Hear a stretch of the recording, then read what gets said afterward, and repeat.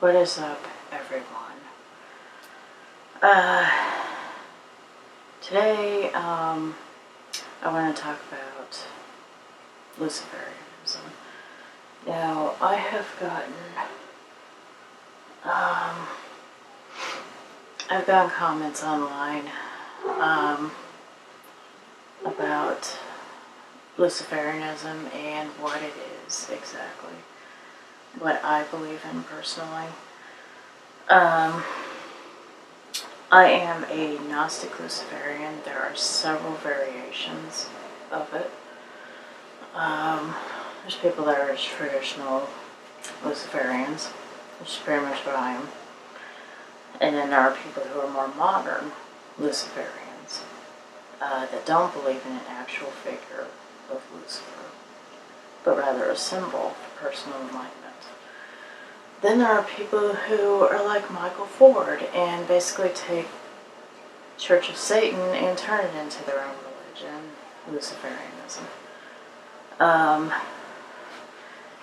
I will be showing off some books. There are some that I've already done reviews on, namely these two. You can check this video out. I will leave a link to my video. I would say these books are the best books ever for Luciferianism. It is by the author Jeremy Krishner. And this is back in print now. It was released by Eon Sophia Press, I believe. And then this one, Sermons to the Serpent's Servants.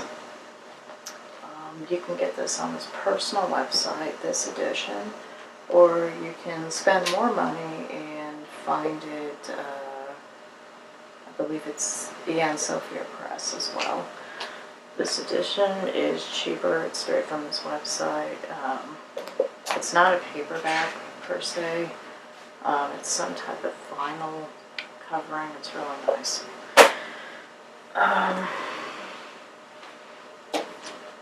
So Jeremy Krishner is a Gnostic Luciferian, and he talks a lot about Sophia.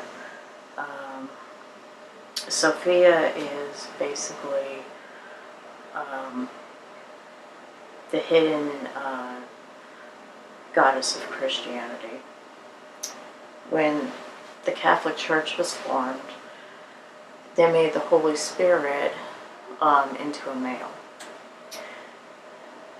But originally the Holy Spirit was a female. And the Gnostics believed that Sophia created the creator, the guy that made the universe, basically. So the Old Testament God, Yahweh, was created by Sophia, according to many Gnostics. I recommend this book. It's still in print. This is a early, I think it's 50s edition, but it's still in print. This is kind of a good overview of Gnosticism.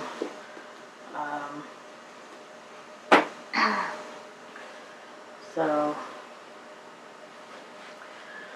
the concept of the Demiurge, or Yahweh, Demiurge means craftsman, is he created bodies of the flesh to imprison the spirits.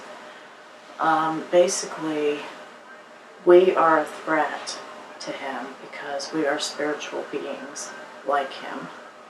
So, in order to get rid of that threat, he had to put us on Earth. All animals started out as spiritual beings. celestial beings. Beings that are no different than the concept of what a god is, essentially. Scientologists actually believe in something similar. They believe that they are the reincarnation of aliens from another place, another dimension. They were taken to this earth and they were placed in these bodies. So, by this alien god. So, this god was so threatened by celestial beings that he had to imprison us into this material world. And Jeremy Krishner says that Sophia came to us as Lucifer, and granted people knowledge to jumpstart our rebellion against the Demiurge, basically. In other words, the Demiurge is like the Gnostic devil, pretty much. So, the core values of the Luciferian, and I can only speak for the Gnostic Luciferian personally, is personal enlightenment, becoming better than what the Demiurge wanted us to be, basically. And personal attainment, basically.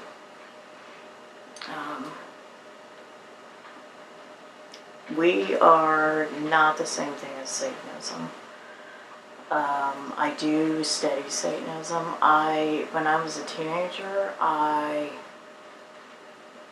was involved in Satanism. I did the Anton LaVey rituals from the Satanic Bible, you know, the usual stupid, rebellious teenager crap, backwards Christianity stuff.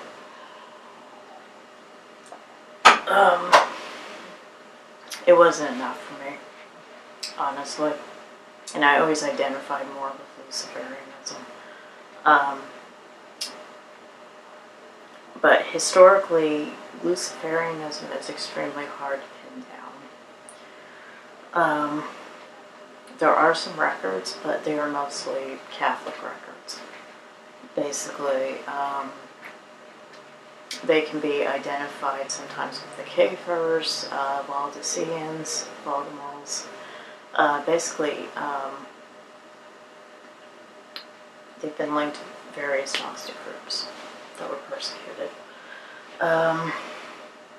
The founder, pretty much, was the Bishop Lucifer in the Middle Ages. And he was excommunicated by the church because his views were kind of, controversial. Like, he didn't agree with the Catholic Church. So, not really too much of a threat when it first came out, but during the Inquisition time period, like the 1300s, all of a sudden Luciferians became linked with Satanism, devil worshippers. They supposedly practiced orgies, ridiculous things like that.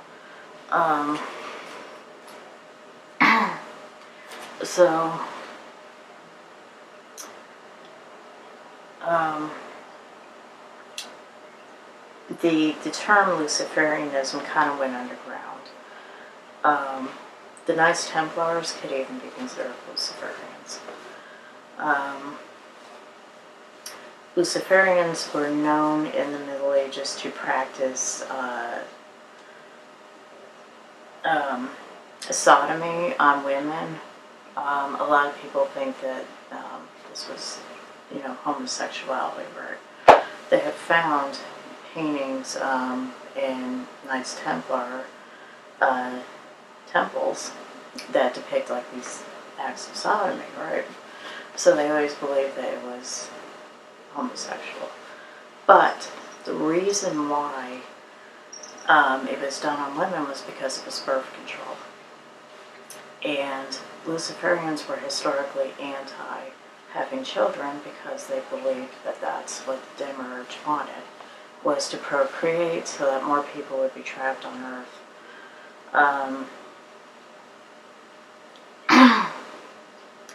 So, because they had no other means of protection, they practiced sodomy when they had sex, typically. Is that practiced today? Not usually. I mean, there are some Satanists that do engage in that, just because it's the backwards way.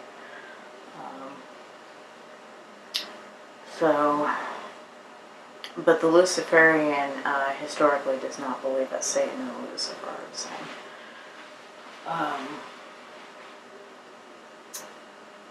Some Luciferians believe that Lucifer and Christ are the same. I believe that. And that leads me to Church of Light and Shadow. Now, I was involved in this group for a while. Not very long. I did some online forum stuff and all that with them. But I was essentially banned from this group because they were more like Catholics, honestly, than Luciferians, but they believed that Lucifer and Christ were one and the same. But the thing that I didn't like about them was their stubborn refusal to believe that the Creator was bad. So I, kind of rebelled and talked crap about the Creator, I guess, and that was a little too much for them. Because the Luciferian, no one wants to follow the Creator, right? Big go figure. But we believe that in a way, Sophia had wanted. I don't know why my cat is doing that.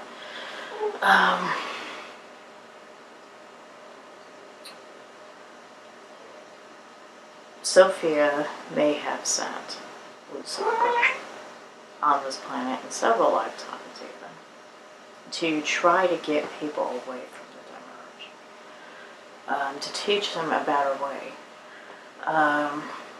If you look at many of the previous deities, starting with Tammuz or Dumuz, they're all very Christ-like figures, including Dionysus, Bacchus. These are all figures that were connected. And Christ is a composite. Yeshua, Christ, is a composite of all these gods when you think about it. It's like Christianity is like a Jewish interpretation of the Dionysian faith, basically.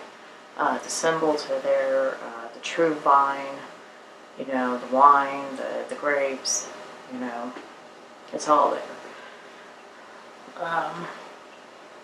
But what the church did was denounce women, take away priesthood from women,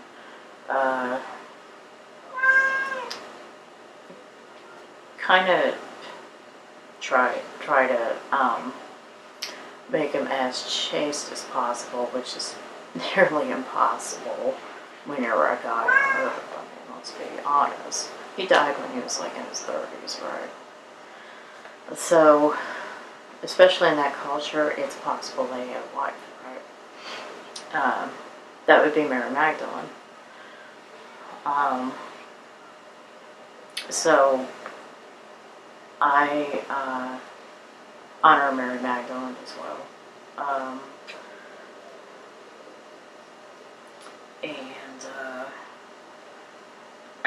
Mary Magdalene to me is like Sophia on earth. That's his wife. So,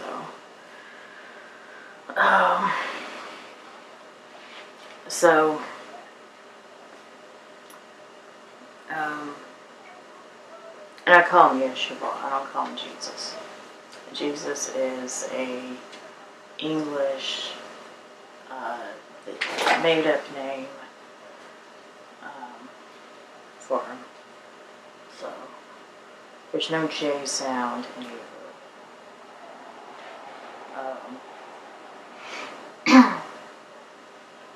So, which leads me to another book here.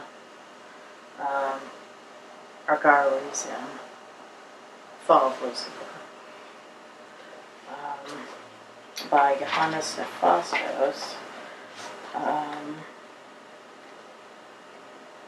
So he talks about how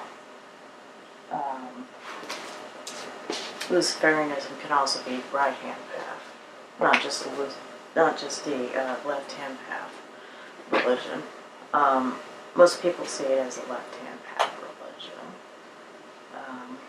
Jerry, I need that. Come on.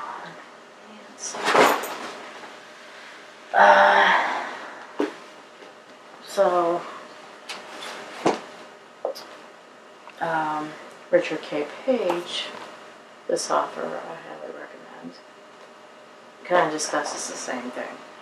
How sometimes you can blend in the right-hand path with the left-hand path. There's not one way to follow the whole Luciferian thing. Great author. You can find this on Amazon, by the way. So this is fairly inexpensive. If you're having a hard time finding like the more expensive stuff, like Johannes Nephastos is going to be hard to find because it's out of print. So.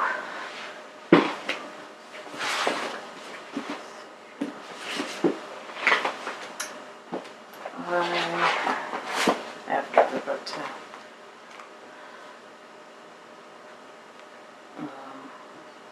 He wrote a number of these. It's like in a series. So Richard K. Page. It's another good one.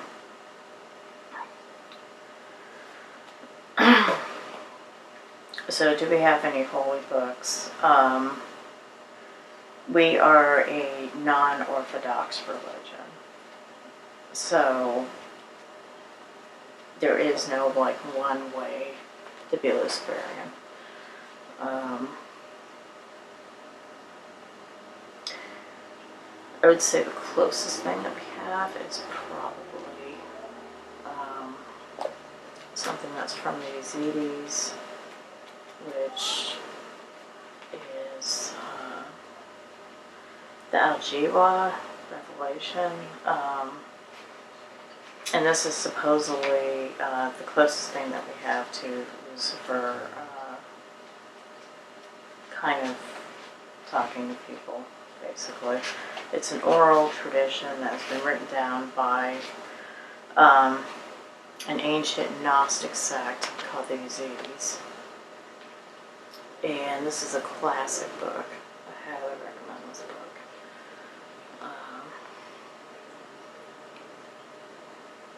So you can get this on Amazon. For the longest time it was out of print, but it's back in print. It's a great book. Kind of goes into the history, including the persecution that they have been by the people of Yahweh, the people of Allah, same God. So Muslims would be executing these people horribly. And this was published in 1919. So it's a pretty good book.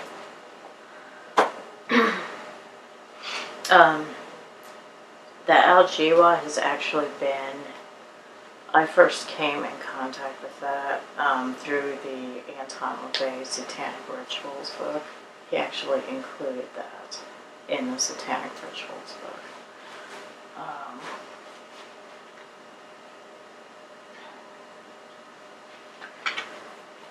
And then, this is a good one for, again, another overview of Gnosticism.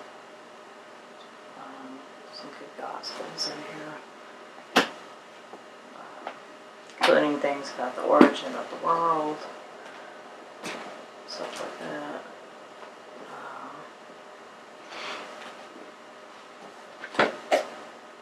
I have here another Johannes Nephasto's book. Again, I did a book review on these. Criticism of Lucifer. It's a really nice one.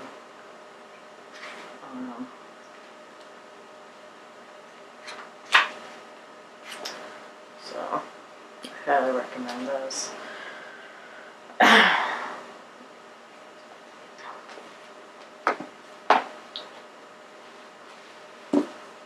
So, I recommend this a lot, by Otto Rahn. He was a SS officer during the Nazi era, but he became disillusioned by the Nazis when he himself was taken to Dachau prison camp for homosexuality.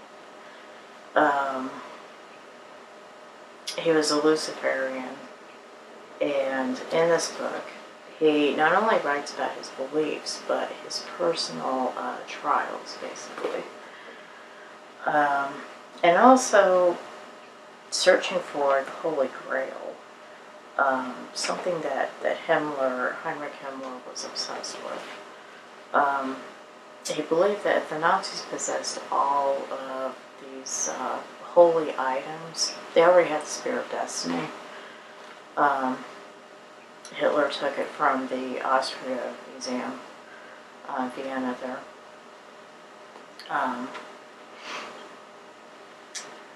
He believed that in addition to the Spear of Destiny, the Holy Grail would guarantee victory. So he sent Otto Rahn on a quest to look for this thing. And of course Otto Rahn couldn't find it.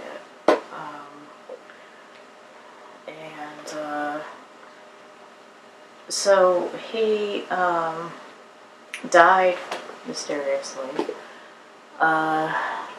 Some people theorize it was suicide, other people theorize it was murder. It's hard to say really. But his body was found at the foot of the mountain, and he either froze to death or he took pills and OD'd or something. And they found an empty pill bottle, but it is believed that might have been planted on him to make it look like he committed suicide. Because he was given the ultimatum to either kill himself or the Nazis were going to kill him, kind of thing. So, there's a book on his life. And he was the real Indiana Jones. So, I decided to throw that in this video. But definitely Lucifer's Court is an awesome book. It was only in German for a long time, but now it's in print in English. So you can get that anywhere. Some metaphysical stores will have it. Amazon will always have it, of course.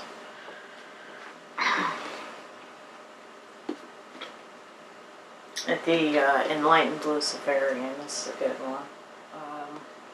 This is volume 3, but it also has volume 1 and 2 in it. So there's no need to get volume 1 and 2 separately. All you need is just get this one.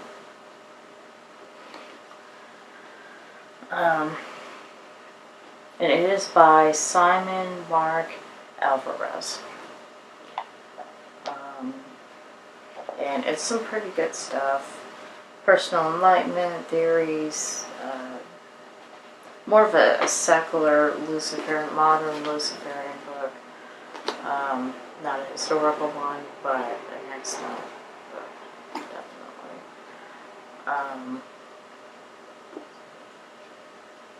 Again, you can get it on Amazon.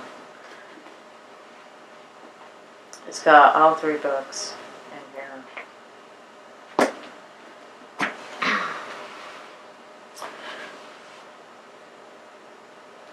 Luminous Stone is a good one. It says different essays in it. It's edited by Michael Howard and Daniel A. Skull. So, Saint Lucifer and the Black Arts, Light and Radiance,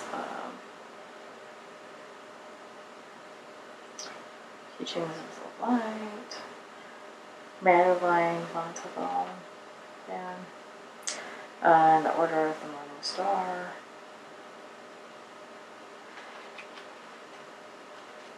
Pretty good book. I'm pretty sure you can find this online.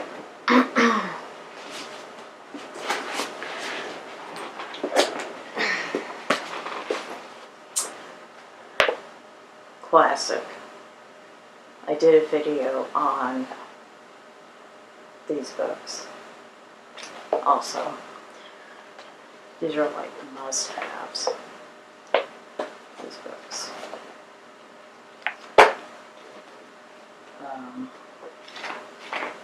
Excellent books. I like Pillars a little bit better than the Book of Fallen Angels, but they both go together. So this one I believe came first, and this one came later. Michael Howard and Nigel Jackson are very good authors. I will tell you though, you can find PDFs of this online, but hard copies of this, these are gonna cost you, between like 200 and 1,000 possibly.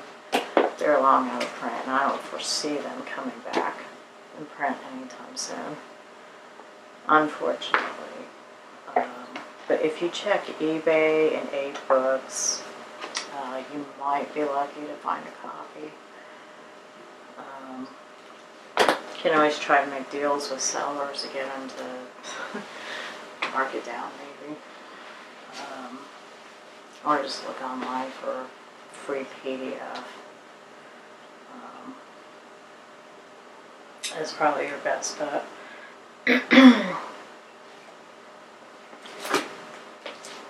This one's a personal favorite of mine. Hallowed be thy name. I did a video on this as well. Lucifer, Origins and Revelation. This is very, very good book.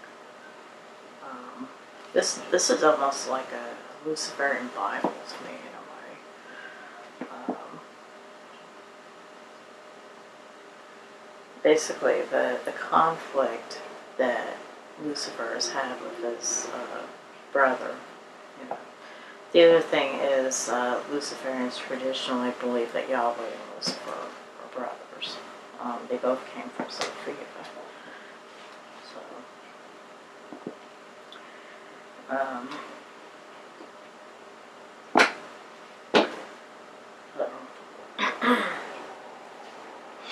And ultimately,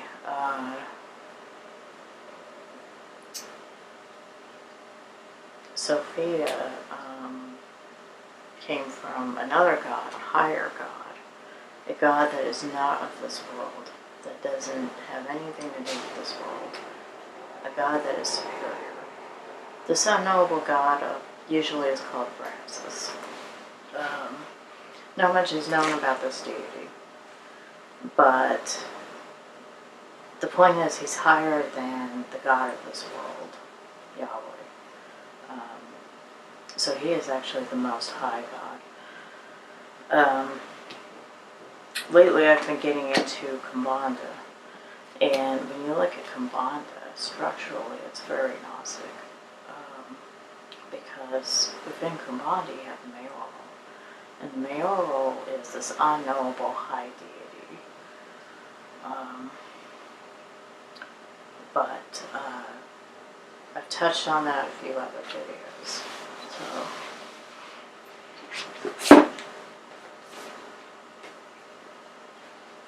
this is an interesting one with Lucifer on my side. This is by Henry Panic.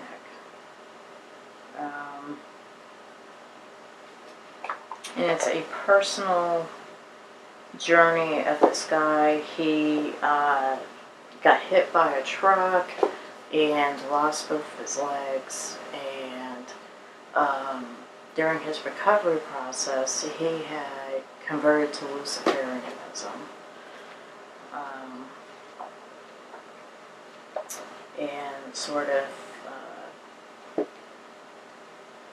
helped him basically recover. Eventually he did get leg implants, and yeah, he lives a much happier life, of course. But that's like a nice inspirational book.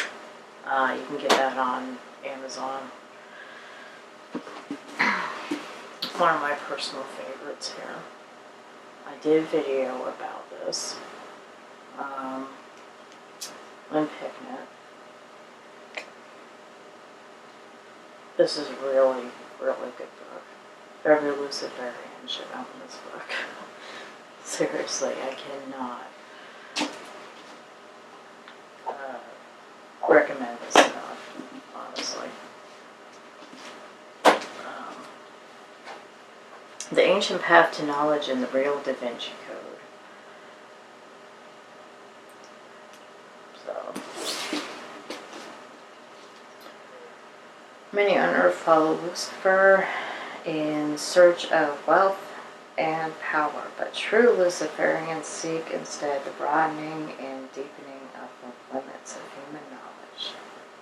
It's a radically different view that Pigment reveals in her new history of Lucifer. Such Luciferian principles have secretly survived the many centuries of Christian repression.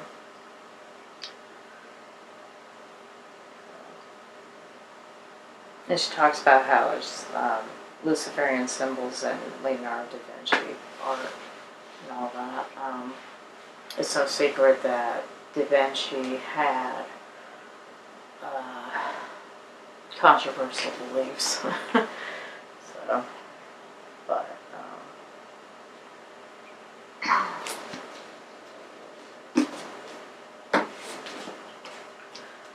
so yeah, it's a great one.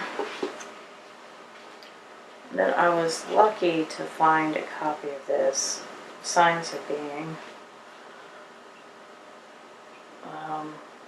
This is a very rare Luciferian manuscript from the 20s. The Science of Being was started by a man, I believe it was in Russia. He was, he called himself the Morning Star, and don't know how well you can see this, but this is an original lithograph of Science of Being poster. And that's the founder, And there's Lucifer up there with it's prosperous and Hesperus. So evening star, morning star. Then you have the male triangle, and then you have the female triangle descending there.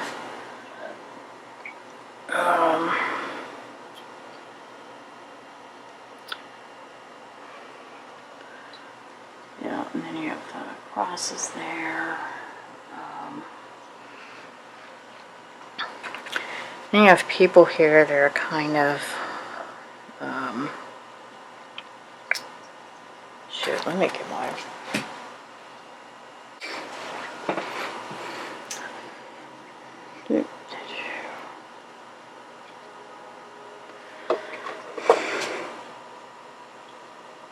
come on. Okay. So you can see there's people, they're kind of in a type of hell here. They're being wrapped in serpents and all that. And let me just kind of read this to you guys. Men of the earth, awake, brothers in eternity, shake your souls. The hour so long waited for, the promised hour has come. Over the dark firmament of suffering, humanity is rising. The morning star heralding the day when you will understand that man's most sacred duty is to be man. That is to manifest life, intelligence, truth, and love. There is no higher aim, no vaster problem. And you who realize this will break the fetters with which ignorance and fear have bound. Unconscious humanity will stand up free. And know yourselves to be the eternal manifestation of the unmanifest witnesses of the Ipsal, sons of that great all whom you call God. Is that a crack? Oh, jeez. Yeah, it looks like there's a crack there. Damn. I just replaced that not too long ago, too. That's the year that it was made. That's not the year it was printed, but that's the year of the painting. And then we got, this is the original frame it came in, though. I want to say that crack happened when I was moving. So,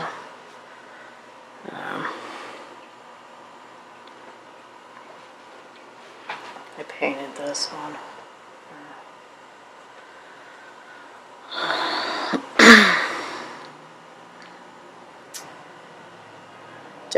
Dan Bell gave me that one. There. That's his baby in Go-Go Motel.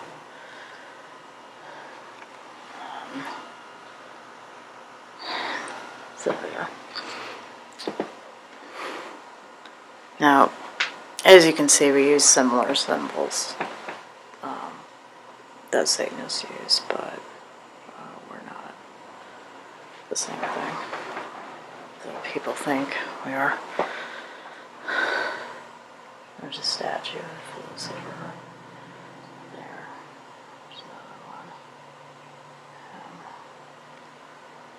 You guys have seen my altar too, a few other videos. So, there's Sophia. There she is. Yep. So,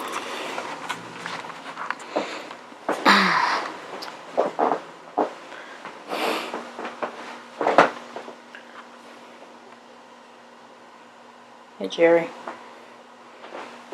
Yeah. So, anyway.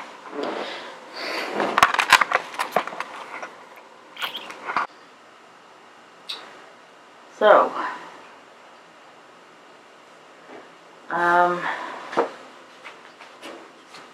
as far as learning Luciferianism, that's up to you, honestly. I have a Facebook page called Unofficial Luciferian Light Order. I have written a book about Luciferianism. I currently sent it to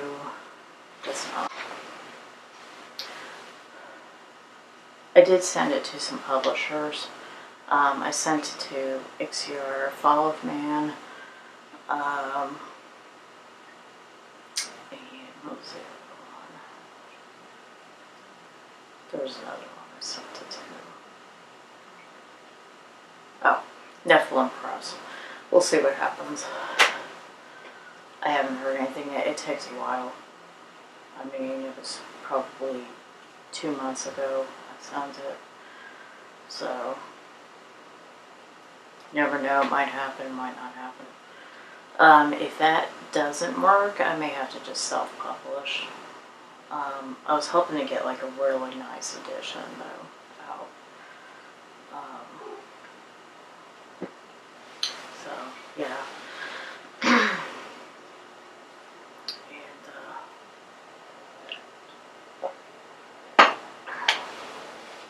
Anyway, if you guys do want to go on my Facebook page, that's fine. It's, can't get a look at it sometimes, you know.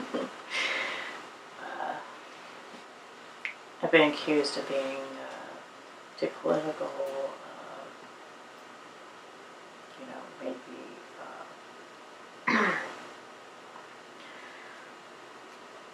too aggressive, too aggressive about other traditions, maybe. Like I pointed out that the greatest irony about blasphemy, for example, is when Satanists blaspheme, like they have the upside down cross and all that. Well, that's just Peter's cross because he was crucified upside down. But also, you would not have these symbols if it wasn't for Christianity. So that is like the biggest irony of blasphemy, right? And I get it. It's a elephant in the room, honestly. But Satanism and Luciferianism would not exist if it wasn't for Christianity. It will always remain an auxiliary of Christianity. That's just how it is. I've been called by pagans a Christian. I used to take offense to that, but now I fully embrace it because yes, it's not pagan. It's not pagan. But having said that, there are people that try and make it pagan, like Kenneth Vanger, for example. I love Kenneth Vanger, but he approached it from a Thelema, Aleister Crowley. Wait. So, anyway, this video has gone on far too long, I think. So, yeah. There was something else I wanted to mention, but it might be a different video. For now, I'm just gonna kind of cut it because it has nothing to do with Luciferianism, what I have to say.